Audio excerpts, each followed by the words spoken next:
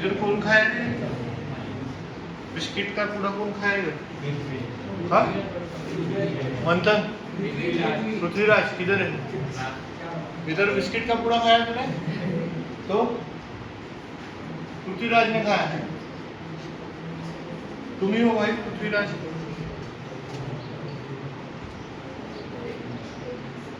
Yes तो सवालों के टाइप जो है यूनिट एंड डायमेंशन आपका फर्स्ट लेसन है और इस फर्स्ट लेसन को सॉल्व करना थोड़ा डिफिकल्ट होता है। क्यों? क्योंकि इसके क्वेश्चंस जो है वो बाकी लेसन से भी आते हैं। मैं दिख रहा है बरोबर? पक्का पूरा आ रहा ना फ्रेम में? हाँ तो बाकी को जो चैप्टर्स है वो हमारे हुए नहीं है, टाइम है उसको बहुत, इसलिए आपके क्वेश्चंस जो है वो पूरी तरीके से मॉड्यूल के कंप्लीट नहीं होंगे। बट जो हमने सीखा है वो बहुत अच्छे तरीके से आपको करना है। जैसे अगर हम कोई एक आधा क्वेश्चन ले लें, what will be the unit of A in the following equation. तो हमारे पास एक इक्वेशन है, समझो टाइप 1 ले लो, क्वेश्चन 1 की इस टाइप के क्वेश्चंस आते हैं सर। और क्वेश्चन ये है p प्लस पढ़ोगे आप question number 11 p plus a upon v square multiplied by v minus b। ठीक है, कोई बातें नहीं करेगा और अच्छे से कॉन्सेंट्रेट करो। इज इक्वल्स टू कांस्टेंट आ रहा है, ठीक है। हाँ तो ऐसा है सर कि इस इक्वेशन में हमें वो दो रूल्स याद रखने हैं। कौन से दो रूल है कि एक एडिशन जब हम कर रहे हैं तो दोनों सेम क्वांटिटी का ही एडिशन हो, बराबर है। और इक्वल टू अगर कुछ है तो लेफ्ट हैंड साइड और राइट हैंड साइड का भी डायमेंशन या यूनिट कैसा होना चाहिए? सेम होना चाहिए। तो ऐसे क्वेश्चन बहुत सारे आने वाले हैं, आपको एलपीपी में भी आएंगे और आपके एग्जाम में भी आ सकते हैं। तो यहाँ हम देख सकते हैं कि दोनों का एडिशन है, दिखा आपको अच्छे से। यहाँ पे भी देख सकते हैं कि दोनों का क्या है? सब्सट्रैक्शन। तो अगर मैं बोलूं कि सब्सट्रैक्शन में ये कौन है? वॉल्यूम है। v कौन है? वॉल्यूम है। According to equation given data v is volume, तो b भी क्या होगा सर? वॉल्यूम होगा। ऐसे आपको सतर्क रहना पड़ेगा वाह कि v का वैल्यू v इज वॉल्यूम, तो माइनस में जो चीज होगी वो भी क्या ही होगी? वॉल्यूम। समझ में आ गई? इतनी सिंपल चीज मैंने समझाई आपको। तो वॉल्यूम का यूनिट होता है मीटर क्यूब, सीजीएस में होता है सेंटीमीटर क्यूब। तो इस b का भी वॉल्यूम क्या होगा या यूनिट क्या होगा? मीटर क्यूब या फिर सेंटीमीटर क्यूब। बट b के बारे में नहीं पूछा है, बट पूछते तो उसका क्या होता है? Centimetre cube. अब आप सेंटीमीटर क्यूब याद रखोगे या फिर जो सिखाया वो याद रखोगे? जो सिखाया कि माइनस है तो दोनों की यूनिट कैसे होंगे? सेम। अब ये इसके साथ मल्टीप्लिकेशन में है सर, तो हमें a का यूनिट निकालना है। अब आप देखो ये प्रेशर है, बराबर? अरे हाँ यार प्रेशर, तो प्लस में जो भी क्वांटिटी होगी उस क्वांटिटी का भी यूनिट क्या होना चाहिए? सेम होना चाहिए प्रेशर के जैसे। अब ये a अपॉन वॉल्यूम है या वेलोसिटी? एक बार देखो, a अपॉन वॉल्यूम ही है ना? तो a अपॉन वॉल्यूम का स्क्वायर, तो इसका भी यूनिट किसके जैसा होना चाहिए सर? प्रेशर के जैसा। So what is the unit of pressure then? बताओ। पास्कल से जमेगा? फिर बताओ। फोर्स पर यूनिट एरिया ना, तो फोर्स का क्या होता है? केजी मीटर पर सेकंड स्क्वायर, और एरिया का क्या होता है? Meter square. Very good. तो 1 मीटर कैंसिल हो जाएगा। तो ये है सर इसका यूनिट। मेरे को किसका यूनिट चाहिए? बोलो बोलो बोलो। a का। So a is equals to KG per meter into second square into volume, इधर आ जाएगा ना सर? वॉल्यूम का क्या है? स्क्वायर। तो अब मैं चाहता हूं कि मैं किसका यूनिट पुट कर दूं? बोलो। वॉल्यूम का, और वॉल्यूम का कितना होता है? मीटर क्यूब, और उसका क्या है? स्क्वायर। तो अगर ऑप्शन में kg meter cube to the power 2 मतलब meter to the power 6 upon m s m into s square, तो एक m कैंसिल हो जाएगा और आपका आंसर आएगा sir kg meter to the power 5 divided by second. But 100% ये यूनिट दिया नहीं दिया हो। अब ऑप्शन देख के तो हम करेंगे, बट फिलहाल सॉल्व कैसे करना है उसकी मेथड हमने ये देखी। अब ऑप्शन अगर देखोगे तो ऑप्शन में हर जगह पे क्या दिया है पता है? Dyne dyne dyne dyne, centimeter centimeter, ये सब चीजें। तो इसका मतलब ये है कि हमें यूनिट को किस में रखना पड़ेगा, न्यूटन के फॉर्म में रखना पड़ेगा, और वो सबसे इजी। तो ऑप्शंस देख के भी हमको कुछ कदम बढ़ाने पड़ते। तो यहाँ अगर देखेंगे तो ये प्रेशर है ना, ये पूरा प्रेशर है, तो प्रेशर का यूनिट क्या होगा, न्यूटन पर मीटर स्क्वायर। ठीक है सर, अरे ठीक है, हाँ। तो मैंने लिख दिया फिर A is equals to newton पर मीटर स्क्वायर इनटू वॉल्यूम का स्क्वायर। वॉल्यूम का स्क्वायर मतलब m टू द पावर 6। तो देखो सर m स्क्वायर और 6 कट गया, तो बचा कितना फिर वहां पे m टू द पावर 4 बचा ना, तो कितना आ गया newton meter to the power 4। और डाइन में न्यूटन मतलब dyne into centimeter to the power 4, बस। तो A मतलब सर हमेशा एक्सेलरेशन ही नहीं होता, एक टर्म थी, एक वेरिएबल था जिसका यूनिट कितना है sir, dyne into centimeter to the power 4 है ऑप्शन, है ना। तो होगा ही, होना ही चाहिए, dyne into centimeter to the power 4। तो ये होता है सर, आगे आपको पढ़ने को मिलेगा, ये रियल गैस इक्वेशन होता है। क्या होता है, रियल गैस इक्वेशन। जैसे आइडियल गैस इक्वेशन होता है PV is equals to nRT वाला, वैसे रियल गैस पढ़ने को समय है। तो ऐसे इक्वेशंस में अगर टर्म हमारे लिए फैमिलियर है, जितने भी मैंने पढ़ा है सरफेस टेंशन तक, वो टर्म अगर फैमिलियर है तो वहां पे हमने तो कभी देखा ही नहीं, हमारे सिलेबस में ही नहीं है, ऐसा नहीं होगा। एक दो क्वेश्चन आ सकते हैं MPP में ऐसे जो शायद आने के, बट 100% 99% गारंटी है कि जो हुआ है वही आएगा, राइट, जो सीखा है वही आएगा। तो इस टाइप का क्वेश्चन पूछा गया। दूसरा अगर देखें हम क्वेश्चन 2 की अगर बात करें, तो हम देखते हैं कि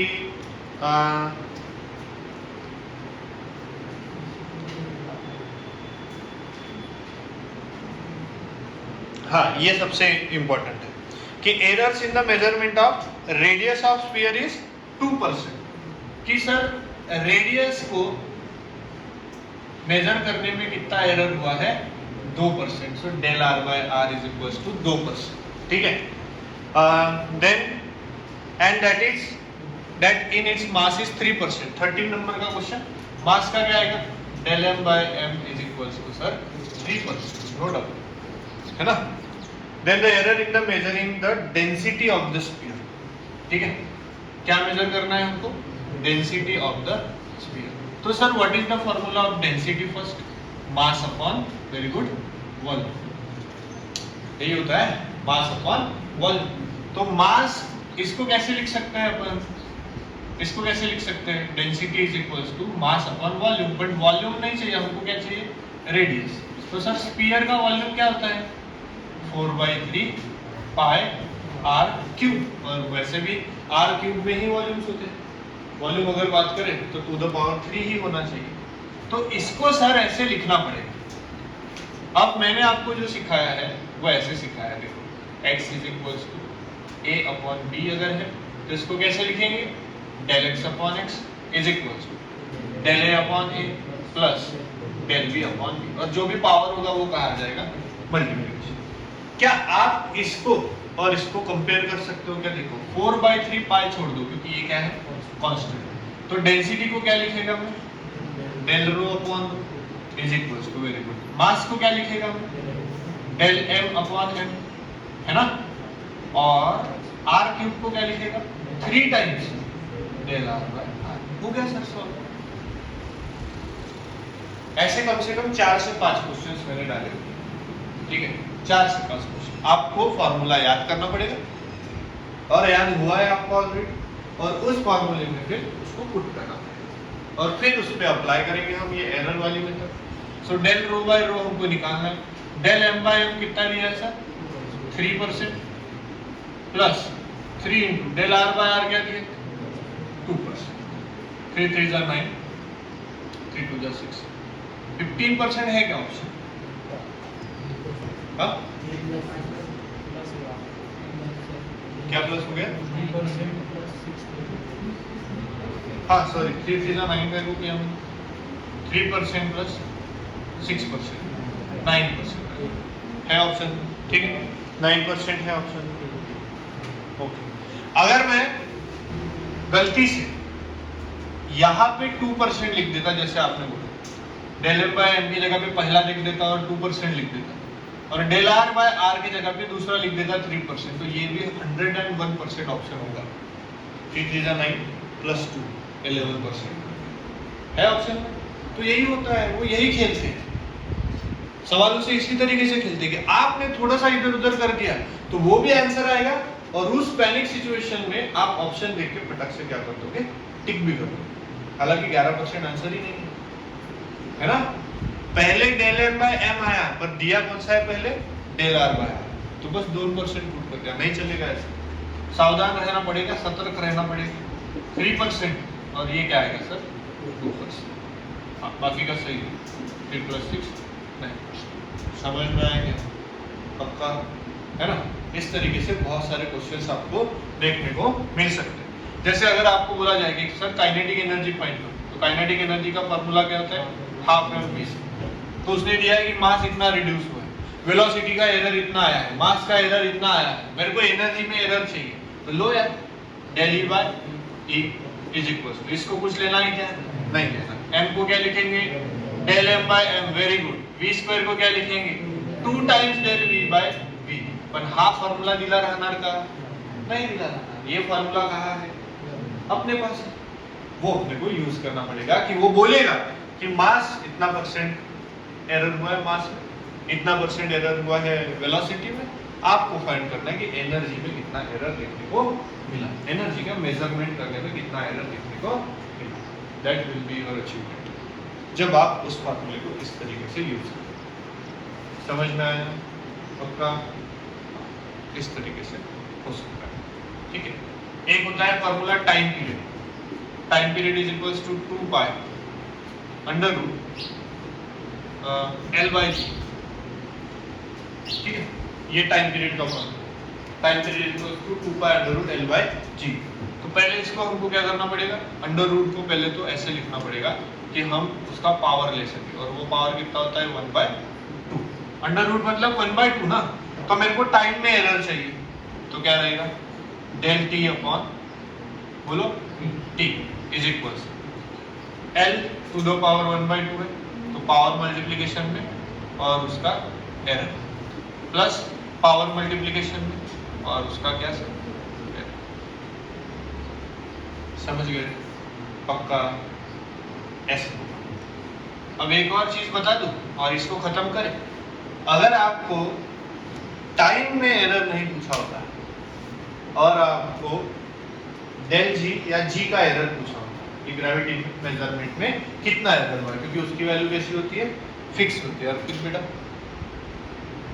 ध्यान दो, मैं जानता हूँ आपका होने का, बट फिर भी ध्यान दो, डेल जी अपॉन जी में मतलब एक्सेलरेशन ड्यू टू ग्रेविटी के मेजरमेंट में अगर एरर हुआ है पूछते तो क्या करते, तो हम जैसे नॉर्मल इंसान क्या करते, ऐसे ही लिख देते, ठीक है। इसको इधर ही रखते हैं, ये इधर शिफ्ट कर देते, फिर माइनस हो जाता, अरे होता कि नहीं, हाँ। फिर इसका 1/2 बचता, फिर 2 मल्टीप्लाई कर देते, ऐसे नहीं करते भाई इसको, तो कैसे करते सर बताओ ना। देखो ये है हमारा t = 2 pi under root l by G, मुझे किस में एरर चाहिए, g में ना, तो मेरे को g निकालना पड़ेगा सर यहाँ से। तो मैंने t स्क्वायर किया, 4 पाई स्क्वायर किया, और स्क्वायर और स्क्वायर रूट क्या कर दिया, कैंसिल कर दिया, समझे। अब मैं क्या करा, g को इधर लेके आया और 4 पाई स्क्वायर जिसकी मेरे को जरूरत नहीं है, l डिवाइडेड बाय क्या कर दिया, t स्क्वायर। अब मैं इसको सॉल्व करूंगा सर, और अब कैसे सॉल्व होगा, del G upon G is equals to, ये तो नहीं चाहिए, l del l upon l plus 2 times del t upon t। Sir minus के चक्कर में तो प्रॉब्लम हो जाती है ना, आंसर गलत आ जाता है। पर सर इसी को ऐसे कर सकते हैं क्या, कर सकते हैं, देखो 2 से मल्टीप्लाई कर दो, 2 से मल्टीप्लाई कर दो, 2 से मल्टीप्लाई कर दो, तो 2 कैंसिल हो जाएंगे, अरे होंगे, हाँ। बट जब मैं डेल एल अपॉन एल को इधर शिफ्ट करूंगा तो क्या नहीं करना है, माइनस नहीं करना है, क्योंकि एरर हमेशा क्या होते हैं, ऐड। इतना दिमाग अगर चला वहां पे तो ठीक है, नहीं तो ये सिचुएशन आप फॉलो कर सकते हो। समझ में इस टाइप के क्वेश्चन आते हैं, कौन ना तुटला चष्मा ते एका चष्म्यात पाहताय का तू? बापरे, एक डोळा असा बंद करून असं पाहत. माझा देऊ चष्मा? दुसरा आहे माझ्याकडे बॅग मध्ये, देऊ? नाही? किती नंबरचा लागते तुला? हा माहिती. हा डेडिकेशन आहे बाबा पोरांचं, हो ना. एका डोळ्या बंद करून अशी चष्म्यानं काचाने पाहत आहे इतक्या दूर. मस्त मस्त, एक नंबर. आता तुटला का? आता तुटला? कधी? झोपली का?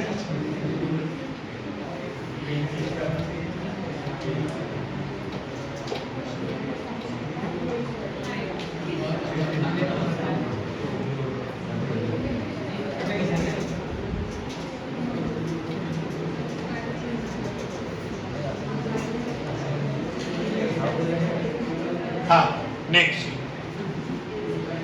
हाँ नेक्स्ट देखेंगे. अभी जो मैंने आपको बताया वो 16 नंबर का क्वेश्चन था, 16 नंबर का जो भी मैंने आपको बताया, ठीक है. यस, उसके बाद 14 नंबर का क्वेश्चन है. उसमें भी एक फॉर्मूला यूज किया जाता है, I is equal to M R square करके. बट हमारा हुआ नहीं है तो कोई प्रॉब्लम नहीं है. But I is equal to M R square अगर है तो मैं इसको लिख कैसे सकता है? Del I upon I del M upon M plus 2 times del R upon R. ये आना चाहिए बस. बाकी फॉर्मूले तो आगे आते रहेंगे, बाद में सॉल्व होंगे ये सवाल. ठीक है ना, समझ में आ रही है चीज मैं जो बोल रहा हूँ? Very good. हाँ आगे बढ़ते हैं. और बाकी 19 नंबर का क्वेश्चन आपसे इजीली सॉल्व हो जाएगा. देख लो, एरर्स इन द मेजरमेंट किया है, मीन वगैरह निकाल के हो जाएगा. सोम 19 नंबर का हो जाएगा कि कर लिए पूरे? कर लिए? करे नहीं अभी तक, शुरू नहीं किए? करो यार. आप बोल रहे थे सर है नहीं कुछ करने को. करो अभी, इतने सारे क्वेश्चंस है, 100 क्वेश्चंस होंगे शायद.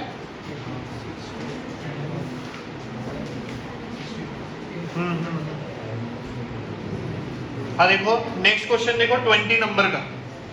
20 नंबर सेम क्वेश्चन है. Following observation are taken for determining surface tension of water by capillary method. Diameter दिया है 125 into 10⁻² meter. Rise of water दिया है h, g दिया है 9.8 and the simplified relation is the possible error in the surface tension is closest to. तो जमेगा क्या ये आपको?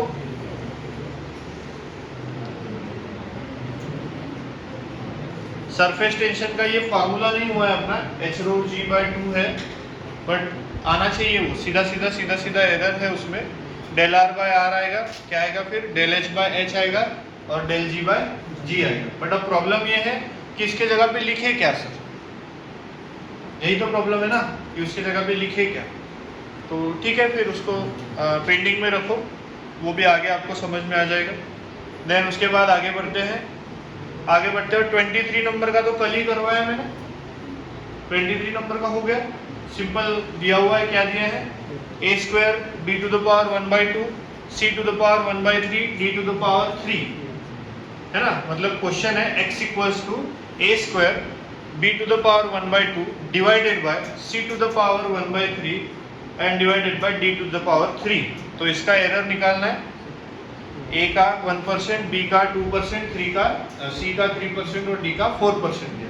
और उसी में एक और पूछा है a³ b² अपॉन cd. तो आ जाएगा उसका आंसर क्या आया था अपना? 16% एंड 14%. इजीली आंसर जो है वो आ जाएगा. Very nice. Then error in the calculation of resistivity. अब रेजिस्टिविटी का फॉर्मूला आपको होने का है. रेजिस्टिविटी इज इक्वल्स टू, उसका फॉर्मूला थोड़ा सा अलग है. जैसे रेजिस्टेंस का होता है, रेजिस्टेंस का फॉर्मूला होता है रो एल अपॉन ए. तो रेजिस्टिविटी का फॉर्मूला हो जाएगा आर ए अपॉन एल. तो इसको नहीं लिख पाएंगे आप? लिख पाएंगे कि नहीं लिख पाएंगे इसको? Del rho upon rho del R upon R plus del delta A upon A plus del L upon L. Values put कर देंगे, परसेंटेज से दी हुई है. बट हमको फॉर्मूला नहीं पता, जो आने में समय है, सिंपल। तो सीख तो गए हैं ना आप लोग सब कुछ, फॉर्मूला अगर पता होता तो वो कर लेते, वो पता नहीं है क्योंकि वो सीखने का है, ऐसा। चलो आगे बढ़ते हैं। Then calculate the relative error. 26 number का क्वेश्चन देखो, काय झालं माहिती, calculate the relative error in measurement of two masses. तो इन दोनों में रिलेटिव एरर चाहिए सर हमको, ठीक है।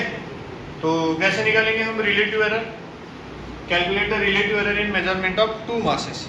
तो हमको दिया है पहला मास, पढ़ो 27 नंबर का क्वेश्चन है। 26 1.02 ग्राम प्लस माइनस 0.01 ग्राम एरर है इतना, और दूसरा 9.89 प्लस माइनस 0.01 ग्राम। तो पूछा गया है हमको relative error. Sir relative error का क्या फॉर्मूला होता है? क्या क्या? Absolute error upon measured value.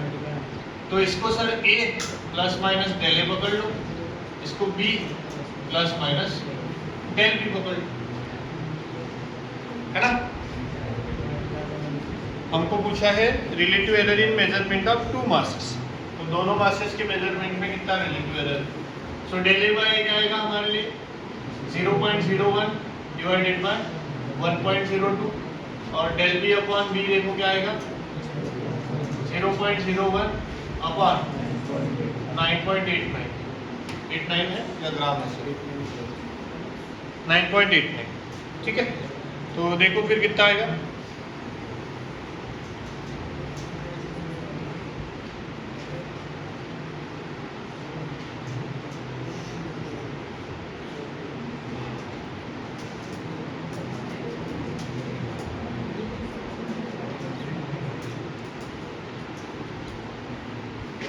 Into अगर 100 कर दे तो परसेंटेज में आएगा, परसेंटेज दिया है, परसेंटेज दिया है, तो ये आ जाएगा सर 1 डिवाइडेड बाय 1.02, और इसको भी इनटू 100 कर दे तो 1 डिवाइडेड बाय 9.8।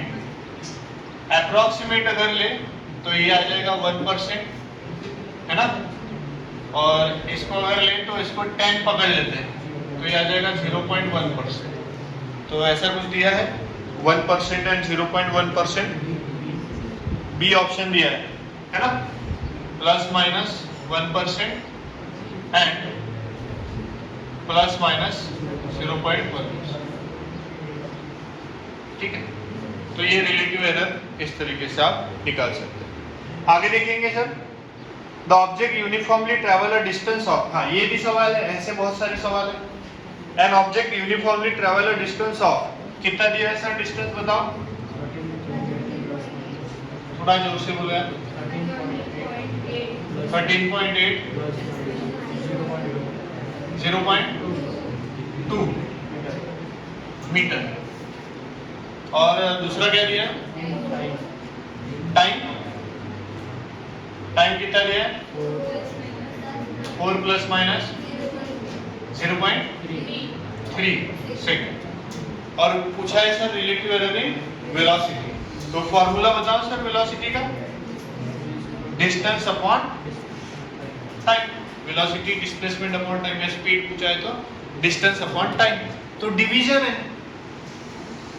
कैसे करो, डिस्टेंस अपॉन टाइम का डिवीजन है, तो डिवीजन कैसे किया जाता है, तो पहले इसका और इसका डिवीजन 13.8 डिवाइडेड बाय 4, क्योंकि डिस्टेंस अपॉन टाइम है ना, और फिर इनका division plus minus 0.2 divided by 0.3। देखो कितना है, हाँ क्या नहीं होता, क्यों नहीं होता, क्यों नहीं होता, अरे यार एडिशन और सब्सट्रैक्शन अगर है तो सब्सट्रैक्शन नहीं होता बोला। मैंने बोला है मल्टीप्लिकेशन भी नहीं होता, डिवीजन भी नहीं होता। मैंने बोला था कि एडिशन होगा, सब्सट्रैक्शन नहीं होगा कभी भी।